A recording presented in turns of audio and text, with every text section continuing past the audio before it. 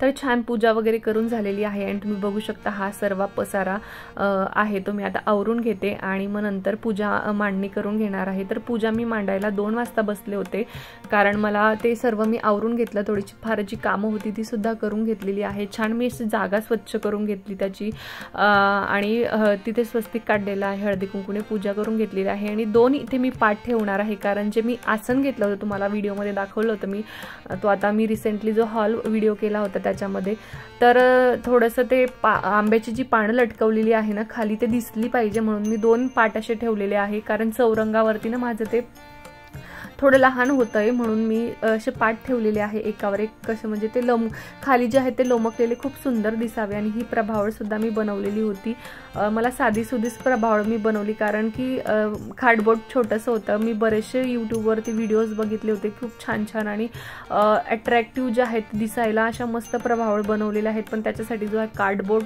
खूप असा मोठा लागणार होता, मग माझ्याकडे जेवढा अवेलेबल होता आणि सिंपल जेवढा लवकर बनेल तेवढं मी तसं त्या वेळेनुसार बनवलेला आहे।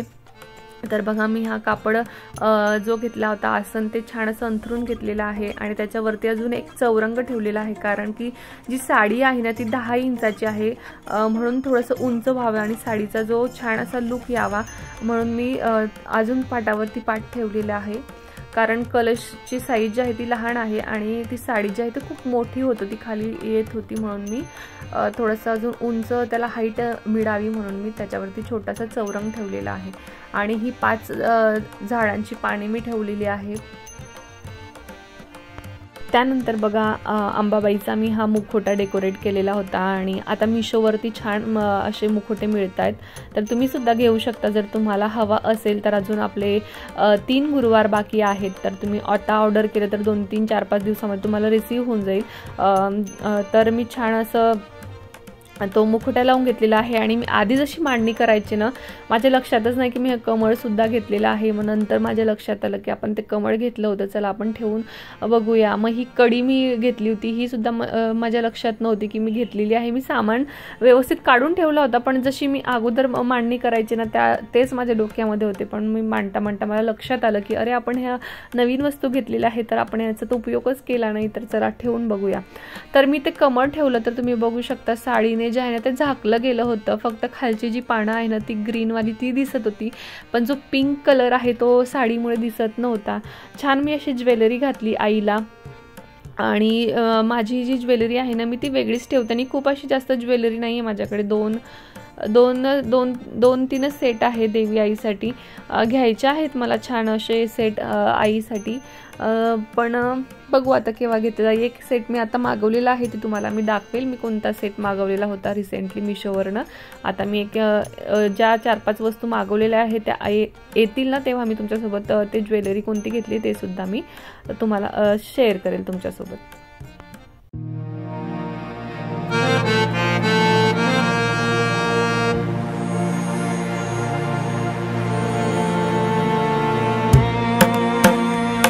तर ह्या साडीसोबतनं ओढणी जी आहे ना ती खूप मोठी मिळालेली होती, तर छान मी अशी फोल्ड करून घेतलेली आहे आणि ती लावून घेतलेली आहे। साडी खूप छान दिसत होती, खूप मस्त लुक येत होता आणि कलरसुद्धा खूप छान आहे, कापडसुद्धा छान आहे, पण एवढा क्वालिटी नाही आहे, पण चांगला आहे, म्हणजे लवकर खराब होणार नाही असा कापड आहे, कारण आपल्याला ते धुवायचं नाही आहे। जर धुतलं ना मग ती साडी खराब होऊन जाते। अगोदर मी ते आर्टिफिशियल गजरे लावून बघितले तर ते एवढे व्यवस्थित दिसत नव्हते, मग मी हा गजरा आणलेला होता, म्हणजे वेणी आणली होती, ती मी आईला लावली आणि पहिला मार्गशीर्ष गुरुवार होता म्हणून मी मस्त अंबाबाईचा जो मुखवटा आहे तो लावलेला आहे, कारण पहिल्याच गुरुवारी महालक्ष्मी आईचं स्वरूप साकारण्याची माझी इच्छा होती, तर मी तो मुखवटा लावलेला आहे आणि खूप सुंदर दिसत होते। जे दागिने आहे ते सुद्धा कोल्हापुरी दागिने आहे। त्यानंतर मी हे पावलं घेतले होते मीशोवरनं, हे सुद्धा मी तिथे ठेवले। तर तुम्ही एक कलरमध्ये सुद्धा घेऊ शकता, रेड कलर सुद्धा अवेलेबल आहे, पूर्ण रेड, तर खूप छान दिसला असता तो सुद्धा। माझ्याकडे पूर्ण रेड कलरचे आहे म्हणून मी हे वेगवेगळ्या कलरचे घेतले होते।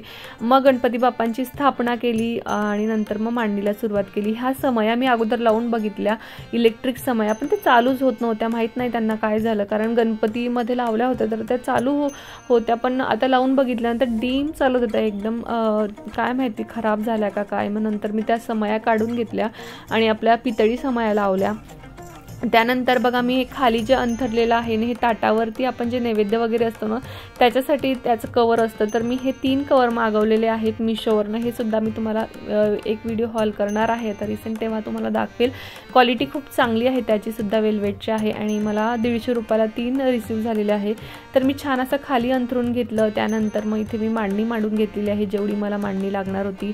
आई देवीचा जो फोटो आहे तो ठेवलेला आहे, शंख ठेवलेला आहे, त्यानंतर मग श्रीयंत्र ठेवलेला आहे, 2 गजलक्ष्मी ठेवलेल्या आहेत आणि एक तुपाचा आणि तेलाचा दिवा ठेवलेला आहे। मध्ये मी कुंचम ठेवलेला आहे, कारण गुरुवारी, शुक्रवारी, मंगळवारी कुंचम सेवा मी करत असते। तर मी बऱ्याच ठिकाणी ऐकलेलं आहे की लक्ष्मी कुंचम सेवा केल्याने आपली आर्थिक परिस्थिती जी आहे ती सुधारवते, आपल्या घरामध्ये पैसा टिकायला सुरुवात होते, लक्ष्मी यायला सुरुवात होते। आता ते मला माहीत नाही, मला तर तसा काही अनुभव आलेला नाही आहे, कारण बघा लक्ष्मी जी आहे ती कष्टसाध्य आहे आणि कष्ट केल्याशिवाय लक्ष्मी आपल्या घरात येणार नाही। आणि पैसा किती खर्च करायचा, कुठे खर्च करायचा ते आपल्यावरती आहे। आणि खरी लक्ष्मी म्हणजे म्हटलं म्हणजे आपलं शरीर, आपलं स्वास्थ्य आहे। आपलं शरीर चांगलं असेल तर आपल्याकडे आपण काहीही करू शकतो, छान मेहनत करून खूप असे पैसेही कमवू शकतो। आणि भरपूर पैसा असला ना आपलं शरीरच कामाचं नसेल, आपल्याला उठता बसता येत नसेल, आपल्याला व्यवस्थित कामं करता येत नसेल, तर मला वाटतं तो पैसा काही कामाचा नाही आहे। तर पैशांपेक्षा महत्त्वाचं म्हणजे आपलं आरोग्य, आपल्या घरातलं वातावरण कसं आहे, आपण एकमेकांसोबत कसे राहतोय, हे जास्त महत्त्वाचं आहे। आणि खरी लक्ष्मी माझ्यासाठी हीच आहे की घरामध्ये नेहमी आनंदी वातावरण राहावं, सर्वांचं आरोग्य चांगलं राहावं। नंतर मग जे आहे तो पैसा तर खूप महत्त्वाचा आहे, तर सर्वांसाठी आहे, कारण जगण्यासाठी पैसा जो आहे तो आपल्याला लागतोच आणि पैसा कमवण्यासाठी कष्ट हे करावेच लागतील। तर छान अशी मी पूजा करून घेणार आहे, लक्ष्मी कुंचम भरून घेणार आहे आणि मग नंतर मी पोथी वाचायला सुरुवात करणार आहे। तर लक्ष्मी कुंचम भरण्यासाठी बघा तांदूळ आणि त्यात जे साहित्य लागतं ना ते मी तुम्हाला सांगते। तर त्यात लवंग, नंतर आपली विलायची, त्यानंतर पिवळ्या कवड्या असतात त्या, ब्राऊन कवड्या, छोटे श्रीफल असतात ते, त्यानंतर गोमती चक्र आणि बांगड्या, जे त्यानंतर आपला खाली अष्टदल कमल काढावा लागतो पैशांनी, आणि नंतर मग त्याच्यावरती जे आहे ते आपलं कुंचम ठेवायचं, तांदूळ टाकायचे, हळदी कुंकू टाकायचं आणि मग जी एक एक गोष्ट आहे ना ती आपण टाकायच जायची आणि पूर्ण भरेपर्यंत, तांदूळाने भरेपर्यंत जो आहे तो कुंचम भरायचा। नंतर मग आपल्याकडे जो देवीचा चांदीचा शिक्का असतो ना तो ठेवायचा। नंतर आपल्या परिस्थितीनुसार जर आपली परिस्थिती चांगली असेल तर आपण छोटंसं असं जे चांदीचं कमळ असतं ते बनवून घ्यायचं आणि ते अर्पण करायचं। नसेल तर आपलं जे नेहमीचं जे रिअल फूल आहे, जे निसर्गाने दिलेलं आहे ते तर अतिउत्तम आहे, तर ते ठेवायचं आणि छान अशी कुंचम सेवा करायची। आणि कुंचम सेवा करून झाल्यानंतर तुम्हाला काही वेगळे अनुभव येतात का ते नक्की कमेंट बॉक्समध्ये सांगा। कुंचन सेवा करून झाल्यानंतर मी नैवेद्य वगैरे अर्पण करून घेणार आहे। सर्व जी मांडणी केलेली आहे सर्व पूजा करून घेतली आहे मी, गणपती बाप्पाची, लक्ष्मी मातेच्या फोटोची, लक्ष्मी मातेची जी चांदीची मूर्ती आहे ती सुद्धा मी ठेवलेली आहे आणि पूजा करून घेतलेली आहे। पूजा करून झाल्यानंतर मग मी पाठ वाचून घेणार आहे।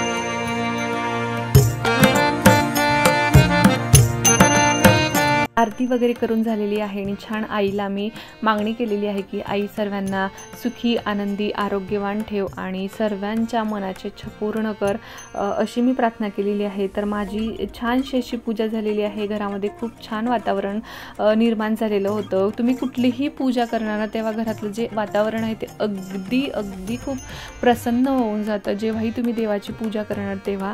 तर माझी पूजेची मांडणी कशी झाली नक्की कमेंटमध्ये सांगा। आणि ह्यातल्या मी ज्या गोष्टी आहेत त्या सर्व मिशोवरनं मागवलेल्या आहेत।